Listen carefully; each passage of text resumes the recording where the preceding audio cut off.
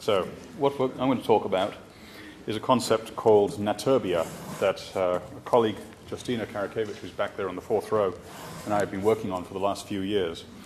We talk about urban settings, we talk about suburban settings. What we're talking about here is nature urban settings, Naturbia. The concept here is a high-carbon city. High carbon in that there's lots of carbon in the plant form in the city. And what we have been working with is high-intensity cities. This work derives from work being done in research in Hong Kong. You would assume that a city such as Hong Kong is an undesirable and unsustainable city. In fact, it's very sustainable in many ways. But it is particularly sustainable because of the high-intensity land use. And so we wanted to look at alternative forms of high-intensity land use, the alternative to the podium and tower. And, what we looked at were urban forms as they exist in Hong Kong, what succeeds and what doesn't succeed, and what morphologies, what shapes of buildings and shapes of streets and networks of streets and networks of infrastructure support effective, sustainable cities.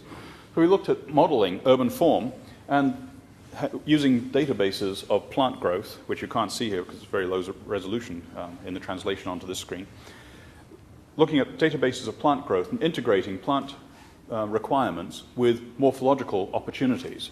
What orientation of the building facade? What slope is the building facade? Do facades need to be vertical? Do roofs need to be flat? Or do they need to be pitched?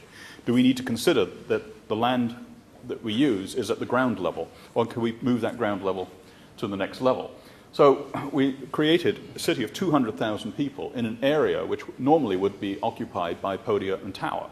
And yet, using these morphological forms could create landscapes through the city which crossed at multiple levels, but integrated plant forms so that people can do their gardening, you can do productive gardening, and you can create opportunities for recreational gardening as well. In other words, integration of nature and the landscape.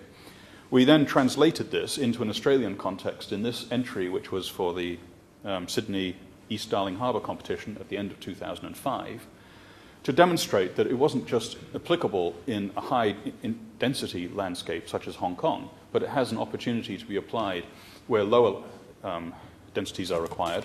And in this competition project, for example, where they asked for 40% open space, we gave them 73% open space. But by putting that open space across the landscapes of the building and showing you could integrate built form as well as productive landscapes in an Australian setting.